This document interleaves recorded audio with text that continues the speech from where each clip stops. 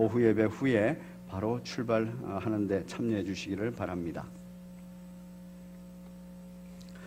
오늘 주께서 영의 양식으로 허락하여 주신 하나님의 말씀 함께 봉독하겠습니다. 하나님 말씀은 요한복음 6장 35절부터 36절까지 말씀입니다. 요한복음 6장 35절부터 36절까지 말씀 함께 봉독하겠습니다.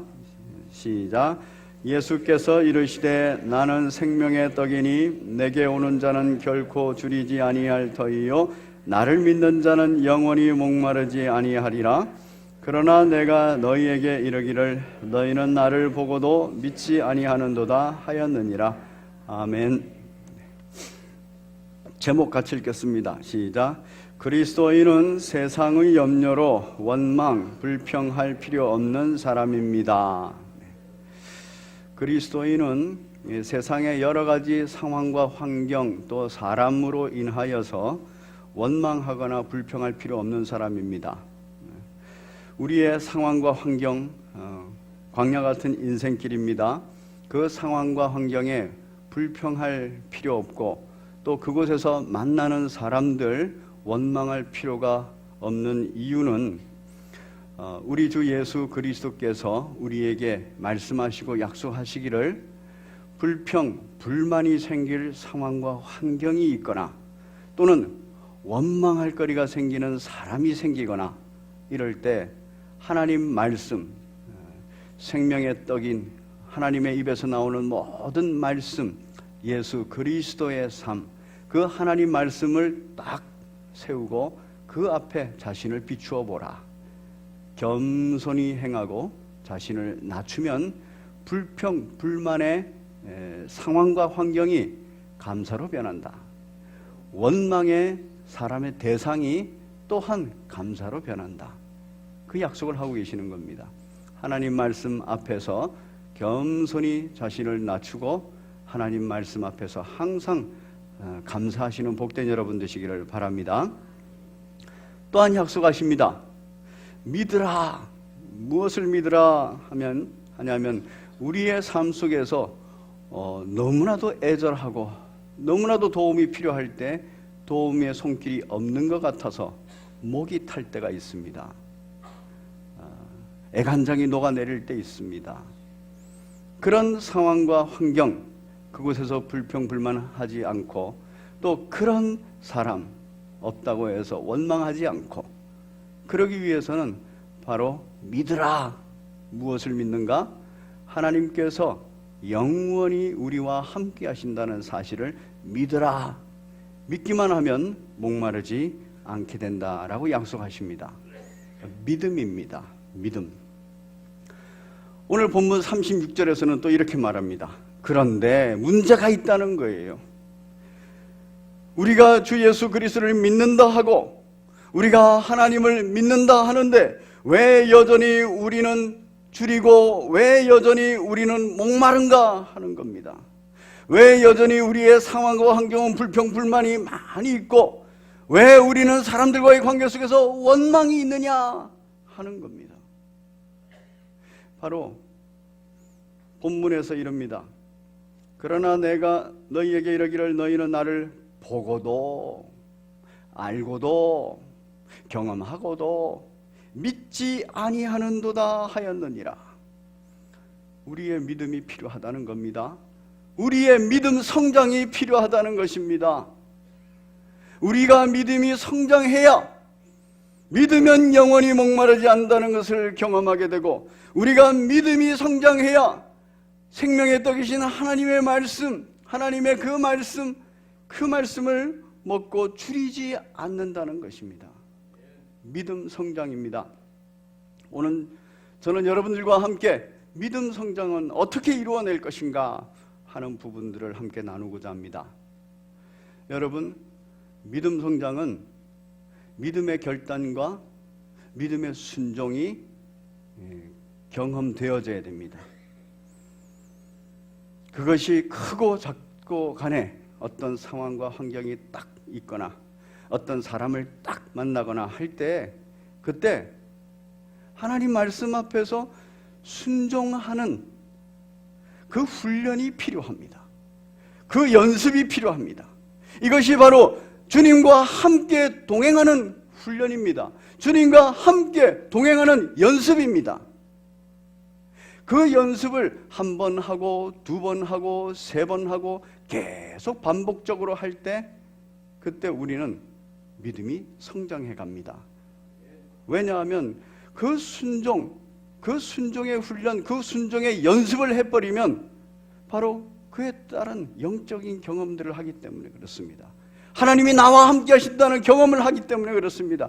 예수 그리스도께서 말씀하신 그대로가 진리다 하는 것을 경험하기 때문에 그렇습니다. 순종하지 않는 경우는 그 경험을 하지 못하기 때문에 계속 믿음이 어린아이처럼 어린아이 수준에 있게 되는 것입니다.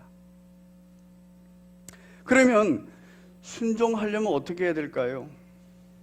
나도 순종하고 싶고 다 순종해서 믿음 성장하고 싶은데 순종이 안 되는 경우들이 많이 있다는 겁니다. 왜 순종이 안 될까요? 20세기가 낳은 아주 위대한 복음 설교자가 있었습니다. 그 이름은 빌리 그레햄이라고 합니다. 빌리 그레햄은 하나님께서 특별히 20세기 전 세계 복음화를 위해서 사용하신 사람입니다. 그 빌리 그레햄과 함께 동역했던 사람이 있습니다. 바로 찰스 템플턴이라는 사람입니다. 이 찰스 템플턴은 14살 때 빌리 그레햄의 집회에 갔다가 거기에서 그 복음을 듣고 변화를 가진 사람입니다. 이 찰스 템플턴은 이 변화를 가졌을 뿐만 아니라 변화 속에서 굉장한 말씀의 능력을 입었습니다. 그래서 빌리 그레햄과 함께 복음 전파 사역에 동참했습니다. 찰스 템플턴이 목사가 됐습니다.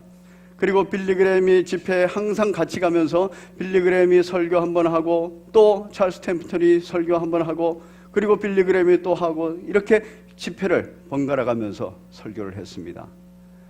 빌리 그레햄에 의해서도 복음이 아주 강력하게 전파됐지만 찰스 템플턴에 의해서도 굉장히 강력한 복음이 전파됐습니다. 사람들은 얘기합니다. 야, 빌리 그레햄이 전파하는 복음에도 하나님의 능력이 있지만 찰스 템플턴이 전하는 그 복음에는 하나님의 능력이 더 큰 것 같아. 이 정도로 찰스 템플턴은 굉장한 복음 전파자였습니다. 믿음이 아주 좋은 거죠. 정말 살아계신 하나님을 믿었고 정말 살아계신 하나님의 역사하심을 믿었습니다. 그리고 실제로 그 집회 현장에서 살아계신 하나님의 역사가 드러났습니다. 그런데 어느 날 찰스 템플턴이 굉장한 고민에 빠졌습니다. 하나님에 대한 근본적인 회의에 빠졌습니다. 무엇 때문에 그러냐? 북아프리카에 큰 기근이 들었을 때 그때 기자가 북아프리카의 어떤 한 여인의 사진을 찍어서 공개했습니다. 그 여인의 사진은 어떤 사진이냐면 기근 속에서 굶어서 죽은 아기, 그 아기를 품에 안고 하늘을 쳐다보면서 우는 여인의 모습입니다. 그런데 그 눈빛에 하나님을 향한 원망이 가득 실려있는 그 사진이었습니다. 사진으로도 느낄 수 있을 정도로. 그리고 그 사진을 보는 템플턴은 너무너무 마음이 아팠습니다. 그리고 믿음이 그렇게 강하던 믿음이 와르르 무너졌습니다. 그 사진을 보는 순간에 무슨 생각이 들었느냐? 아니, 하나님이 우리와 함께 하시고 하나님이 이 세상을 섭리하시는 창조주시고 하나님이 여전히 창조한 이 여인이며 하나님이 창조했던 이 아기인데 왜 하나님이 살아계신다면, 왜 하나님이 이들과 함께 한다면 왜 이들에게 이렇게 비 한 방울 내리지 않아서 죽이시는가? 아마도 하나님이 안 계시는가 보다. 아마도 하나님이 우리와 함께하지 않으시는가 보다. 믿음에 흔들렸어요. 그리고 급기야는 목사직을 내려놨습니다. 그리고 그는 불가지론자가 됐습니다. 하나님이 계시는지 안 계시는지 모르겠으나 분명한 사실은 하나님이 우리와 함께 한다는 사실을 증명할 수가 없다. 그 증언이 내게 안 들어온다는 거예요. 그 복음을 전하고 수많은 사람들을 하나님의 품에 안겨줬던 그 복음의 안내자가 이제 스스로 사진 한 장 속에서 다 무너져 버리고 흔들리게 된 겁니다. 그는 책을 썼습니다. 하나님과 작별이라는 책을 썼습니다. 그리고 그 소제목이 내가 기독교를 거절한 이유. 찰스 템플턴은 불가지론자가 되어서 2001년도에 캐나다 자기 고향에서 죽었습니다. 왜 이럴까요? 찰스 템플턴이 자기 생각 속에 꽉 박혀서 그래요. 자기가 생각하는 하나님이 나와 함께 동행한다는 거, 그거는 하나님 앞에서 형통하는 거였던 거예요. 자기가 생각하는 하나님이 나와 함께 하시면 이 비참한 상태에서 구원받는다는 생각이 가득 차 있었던 겁니다. 왜? 자기가 비참함에서 회복됐듯이, 그리고 자기가 복음 전하는 모든 사람들이 그 비참한 죄의 상태에서 회복됐듯이 북아프리카의 그 비참한 상태에서 회복되는 것이라고 생각을 했던 겁니다. 자기 생각이 꽉 차 있었습니다. 믿음 없다라고 하나님은 그걸 평가합니다. 36절을 보면 그러나 내가 너에게 이르기를 너희는 나를 보고도 믿지 아니하는도다. 무슨 말입니까? 우리 주 예수 그리스도께서 참으로 오래전부터 예언되어졌고 오래전부터 그렇게 준비되어졌습니다. 예수님 오셨습니다. 그런데 여전히 자기 생각 속에 꽉 들어있는 유대인들이 있습니다. 대제사장이 있습니다. 제사장이 있습니다. 율법사들이 있습니다. 바리새인들이 있습니다. 그들은 어떤 예수를, 어떤 구원자를, 어떤 메시아를 머릿속에 가득 채우고 있느냐면, 자기 생각 속에 가득 채우고 있냐면, 그가 오면 로마로부터 해방시킬 것이다. 그가 오면 우리의 먹거리를 해결해 줄 거다. 마실 거리를 해결해 줄 거다. 그가 오면 우리의 옷이 해지지 않도록 해줄 것이다. 우리의 발이 부르지 않도록 해줄 것이다. 그들 속에 꽉 들어있는 것은 자기 생각이었어요. 그래서 예수님이 오셨는데 예수님이 예언 그대로 행하시고 계시고 예언 그대로 메시아의 모습을 드러내고 있는데 여전히 자기 생각 속에 꽉 틀어박혀서 예수님을 하나님의 아들로 믿지 않는 것입니다.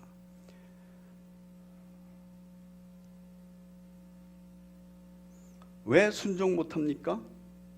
내 생각, 내 판단, 내 결정이 내 머릿속에, 내 마음속에, 내 행동 속에 가득 차 있기 때문에 그렇습니다.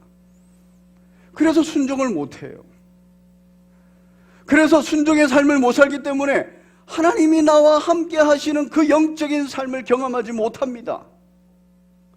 그러면서 상황과 환경에 대해서 불평불만합니다. 그러면서 사람에 대해서 원망합니다. 내가 순종한다면, 내가 하나님 약속하신 그대로, 예수님 약속하신 그대로 하나님의 입에서 나오는 모든 말씀으로 살 것이라 했을 때, 하나님 말씀을, 나의 불평과 불만의 상황이 딱 벌어졌을 때, 내게 원망하는 사람이 딱 생겼을 때 하나님 말씀을 딱 비추고 드러내서 그 앞에서 겸손해지고 그 앞에서 자신을 낮춰버리면 바로 그는 영적 경험을 하게 되어 있습니다. 그런데 그걸 안 하는 거예요. 그 약속을 믿지 않습니다. 하나님이 나와 함께 하는가 안 하는가에 대한 의심이 생길 때 있습니다. 왜? 내가 살아가고 있는 이 삶의 자리의 상황과 환경이 도무지 하나님이 나와 함께 하신다면 이런 일은 있을 수 없어. 도무지 우리 교회와 함께 하신다면 이런 일이 있을 수 없어. 이런 일이 너무 오래 지속되는 거, 이거 있을 수 없어. 자기 생각이에요. 그 생각이 가득 차 있으면 목마른 인생을 삽니다.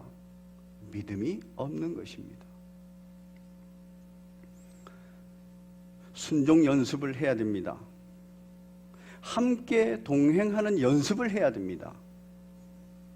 그 순종 연습, 함께 동행하는 연습, 무엇을 통해서 할까요?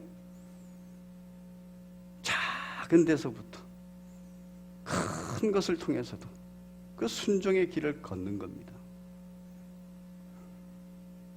하나님의 말씀 앞에서 순종하기 어려울 때 하나님께서 세우신 권위가 있어요. 그 권위 기관을 통하여서 또 순종합니다. 그 권위자들을 통하여서 순종합니다. 그 훈련이, 그 연습이 돼야 돼요. 오늘 우리 아기 건우에 대해서 제가 기도를 했습니다. 무슨 기도를 했느냐 하면은 건우를 향하여서 하나님이 가지고 계신 뜻과 계획이 다 성취되기를 원합니다. 그러기 위해서 순종이라는 것이 몸에 익어지기를 원합니다.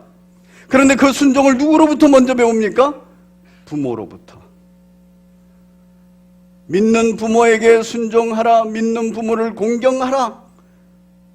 그것에서부터 몸에 배웁니다. 그것이 습관이 되어 있어야 됩니다.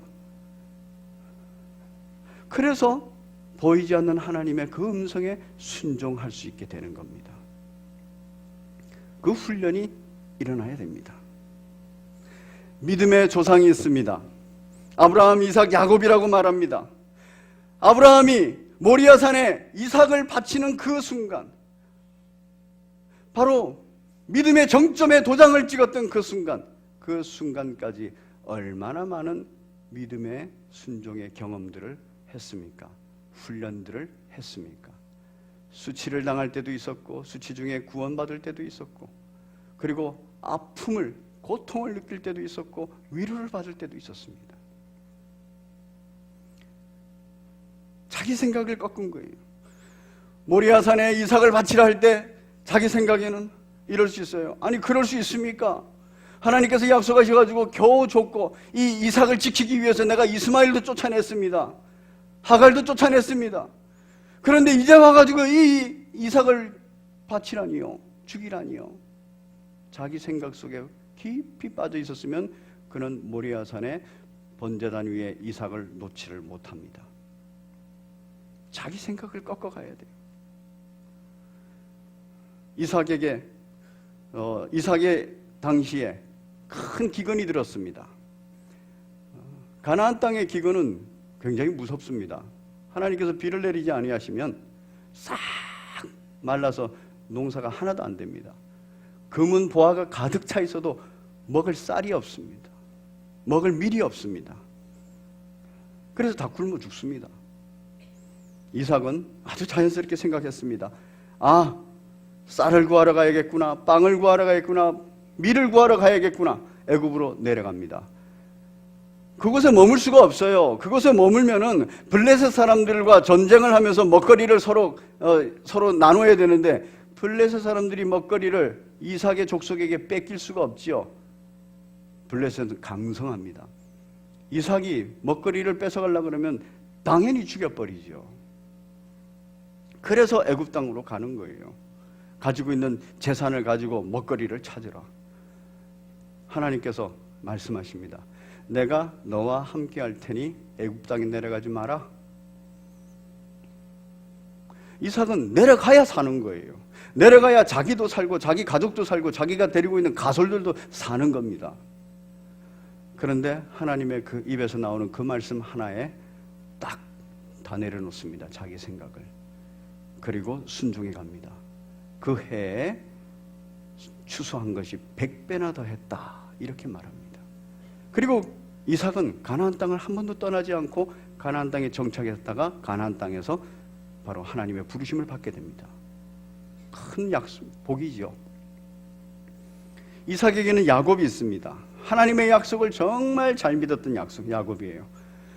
야곱은 하나님께서 자신을 선택했다는 소리를 이미 듣고 알고 있습니다. 그래서 그 가나안 땅을 자기가 유업으로 받을 것이라는 걸 알고 있어요. 그래서 절대로 가나안 땅을 떠나고 싶지 않았습니다. 절대로 가나안 땅을 놓치고 싶지 않았습니다. 그런데 어쩔 수 없이 도망가야 되는 기간이 있었습니다. 하나님께서 다시 그를 불렀습니다. 가나안 땅에서 이제 돌아와서 살 줄 알았습니다. 가나안 땅에 있다가 아버지처럼 그곳에서 천국 갈 줄 알았습니다. 그런데 하나님께서 다시 말씀하십니다. 야곱아, 야곱아, 너 요셉이 총리로 있는 애굽 땅으로 들어가라. 그 애굽 땅에서 먹거리만 찾고 돌아오라는 얘기 하지 않았습니다. 애굽 땅에 들어가면 거기에서 너의 자녀들이 너를 거기서 장사를 치를 것이다.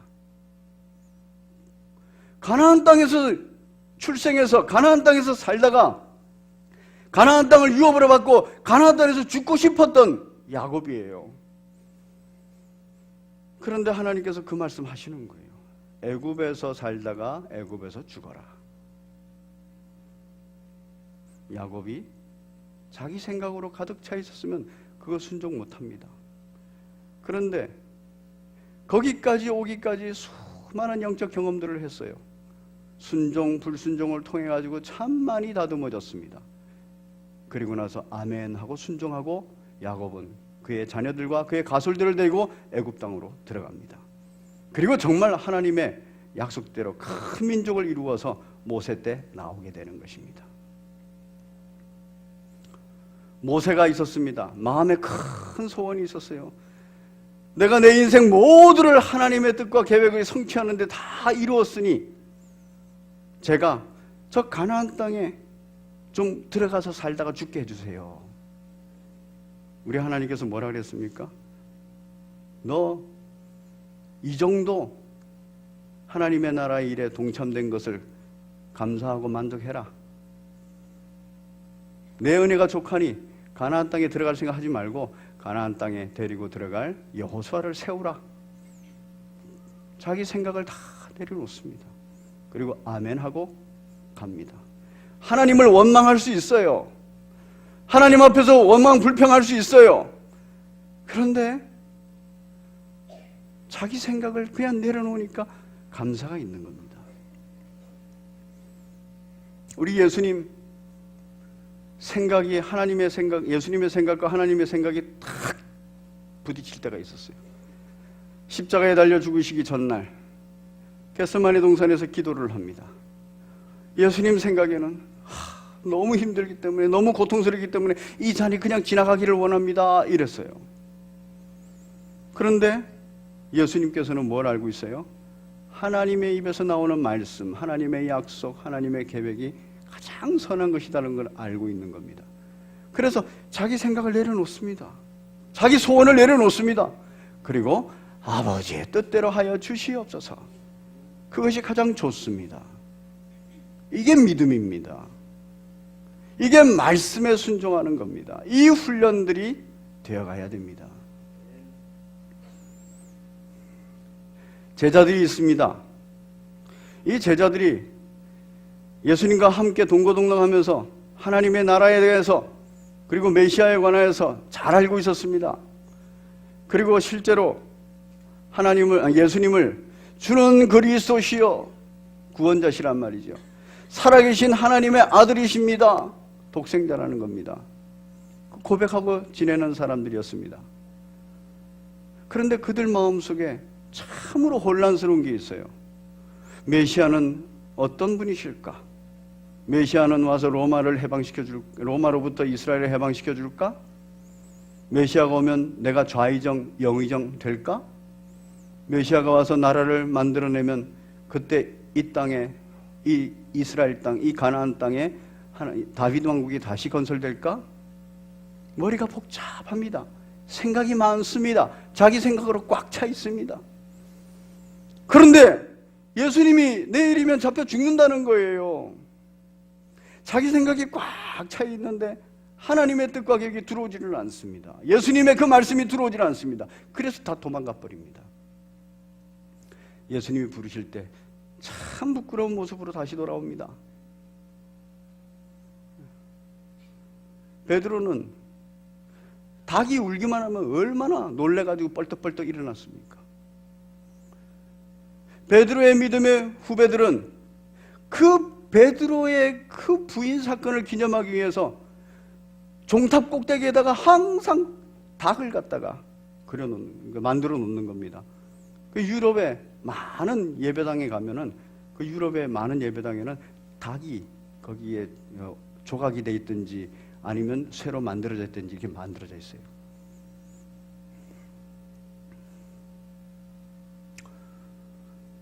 바울 사도가 있었습니다. 주님을 영접하고 정말 뜨거웠어요. 열정을 가졌습니다. 온 지중해를, 온 아시아를 다 다니면서 복음을 전했습니다. 그런데 복음을 전할 때마다 입에 거품을 물고 쓰러지는 거예요. 병이 있었습니다. 악마의 가시라고 그랬습니다. 그건 낫기를 원했습니다. 그것 때문에 힘이 드니까, 그것 때문에 복음 전하는데 방해가 되니까 정당한 요구를 한 겁니다. 자기 생각에는 이게 낫기만 하면 훨씬 더 복음 전하는데 유익하고, 이게 낫기만 하면 내가 훨씬 더 지금보다 행복할 것이다 생각했습니다. 그런데 우리 하나님께서 내 은혜가 내게 족하다 이래버리니까 바로 내려놓습니다. 그리고 그것이 감사의 제목이 됐습니다. 이 악마의 가시가 있기 때문에 내가 겸손하고, 이 악마의 가시, 이 연약함을 통하여서 하나님의 강함이, 예수님의 강함이 드러나니까 감사하다. 여러분, 하나님 앞에서 누가 복을 받습니까? 하나님의 말씀 앞에 원망과 불평이 있는 상황과 환경, 그리고 원망과 불평이 있는 사람, 그 사람이 제대로 해석이 돼야 돼요. 하나님 말씀 앞에서 내가 낮아지고 겸손해지면, 내 생각을 내려놓으면 원망과 불평의 상황과 환경이 감사로 바뀝니다. 원망과 불평의 사람이 감사의 대상이 됩니다. 이게 우리 예수님의 약속이에요. 내게 오는 자 결코 줄이지 않을 거다. 나를 믿는 자 믿기만 하면 영원히 목마르지 아니할 거다. 그런데 너희들은 너희들의 생각이 너무 많고 너희들의 생각이 너무 가득 차서 내 말을 듣지 않고 나를 믿지 않는구나. 순종하지 않는 것 때문에 고통의 삶을 산다는 겁니다. 반복적인 고난과 환난의 삶입니다. 사랑하는 성도 여러분, 연습해야 됩니다. 훈련해야 됩니다. 어린아이가 부모 밑에서 연습하고 순종을 연습하고 훈련한다면 보이지 않는 하나님 앞에서도 자연스럽게 순종의 길을 걷게 됩니다. 연말이 되어가면 직분이 오늘처럼 허락이 됩니다. 직분이 허락될 때 이 직분을 막 거절하는 분이 있어요. 교회 공동체가, 또 교회 공동의회가, 교회 당회가 직분 받기에 합당하다 하여서 추천을 하는데 그걸 끝까지 거부해요. 왜? 이 직분을 받으면 교회 봉사를 해야 될 것 같고, 이 직분을 받으면 교회에 묶이는 것 같고, 이 직분을 받으면 부담이 되고, 그래서 그 거절을 해요. 자기 생각들을 내려놔야 돼요. 연말이 되면 2018년도 재직위원들을 또 추천하고 임명하게 됩니다. 위원장도 있고 부장도 있고, 그리고 교육부서 담당 교사도 있고, 여러 봉사 자리가 있어요. 그 봉사 자리가 이제 허락이 되어지고 요구가 되어집니다. 그때 꼭 거절하는 분이 있어요. 그 거절도 끝까지 거절하는 분들이 있어요. 그거 끝까지 거절하면 그거 어쩔 수 없습니다. 왜냐하면 하나님은 자원하는 마음으로 하기를 원하시죠. 그래서 추천되어지고 권면되어질 때 아멘 하고 받으면은 그건 자원하는 마음이에요. 근데 거절하면은 그건 아멘으로 받지 못하기 때문에 자원하는 마음이 아니라서 그거 할 수 없습니다. 그런데 성화라는 것은요, 바로 그거 순종하는 거예요. 내 생각, 내가 판단하는 상황과 환경, 이거 내려놓는 겁니다. 그리고 교회가 원하면, 또 공동의회가, 당회가 원하면, 그러면 아멘 하고 받는 거예요. 그럴 때 내 자신의 생각을 꺾는 겁니다. 그게 순종의 삶입니다. 그 훈련을 이것에서 한번 해보고 저것에서 한번 해보고 또 다른 곳에서 한번 또 하고, 순종의 훈련이 되어야 됩니다. 연습이 되어야 됩니다. 이거 하나님께서 나와 함께 동행하는 훈련입니다. 그것에 순종의 훈련을 해버리면 바로 하나님께서, 예수님께서 약속하신 것, 결코 줄이지 아니하리라, 영원히 목마르지 아니하리라. 이것이 무엇인지를 경험하는 겁니다. 믿음 성장입니다. 교회는 일을 하는 곳이 아닙니다. 교회는 세상처럼 뭔가 일을 해서 결실을 맺고 이러는 데가 아닙니다. 교회는 일의 목적이, 사역의 목적이 있는 게 아니라 성화의 목적이 있습니다. 그 성화의 핵심은 순종의 열매예요. 왜 순종의 열매가 성화의 핵심인 줄 아십니까? 바로 그 성화의 핵심이 왜 순종이냐면은 자기 자신의 생각을, 자기 자신의 판단을, 자기 자신의 결정을 꺾기 때문에. 뭐 앞에서? 하나님 앞에서. 그거를 믿음이라 그러고, 믿음의 행위라 그러고, 그거를 순종이라 그러고, 그리고 그 순종의 훈련이 잘 되어갈 때 우리는 성화를 이루어간다 이럽니다. 평생을 성화를 이루어가는 것이 우리의 모습입니다. 내 생각, 내 판단, 내 결정을 내려놔야 됩니다. 찰스 템플턴이 자기에게 회의가 오면서 동시에 빌리 그레이엄 목사에게 굉장히 강력한 도전을 했습니다. 이러한 이유로 너는 믿느냐? 그 강력한 도전에 대해서 빌리 그레이엄 목사가 흔들렸어요. 믿음이 흔들렸어요. 그래서 회의가 왔어요. 정말 하나님이 우리와 함께 하시는가? 정말 하나님이 계시는가? 그때 빌리 그레이엄과 찰스 템플턴의 방향이 달랐어요. 해결 방향이. 빌리 그레이엄은 산으로 기도하러 갔습니다. 주여, 제게 지금 믿음이 흔들립니다. 주여, 제가 지금 의심이 생깁니다. 주여, 저에게 믿음을 주시옵소서. 주의 말씀에 순종하고 주의 말씀에 흔들리지 않는 믿음을 주시옵소서. 성령께서 그 믿음을 허락했습니다. 그리고 그의 사역을 마감해 갑니다. 찰스 템플턴은 기도하러 가지 않았습니다. 도서관으로 갔습니다. 수많은 철학책을 읽으면서 그 책에서 신 존재 증명에 관해서 읽고 또 신에 대해서 그리고 현상에 대해서 참 많이 공부를 했습니다. 답이 없었어요. 그래서 불가리주는 그냥 죽어간 겁니다. 여러분, 너희는 나를 보고도 믿지 않으냐 하는도다. 이거 하나님께 구해야 되는 겁니다. 믿음을 주시옵소서. 어떤 상황, 순종의 상황, 결단의 상황이 왔을 때 순종할 수 있는 믿음을 주시옵소서. 순종할 수 있는 믿음의 능력을 주시옵소서. 이렇게 기도해야 되는 겁니다. 그럴 때 우리는 내 자신의 생각과 판단과 결정을 꺾을 수 있고, 그리고 하나님의 뜻과 계획으로 무장할 수가 있습니다. 그리고 순종할 수 있는 능력도 생기는 것입니다. 의심과 회의는 항상 찾아옵니다. 그건 마귀의 공격입니다. 그때마다 우리는 더 큰 믿음을 하나님께 구해야 합니다. 그래서 그 더 큰 믿음을 위해서 끊임없이 작은 것, 기회가 될 때마다 순종의 훈련을 해야 됩니다.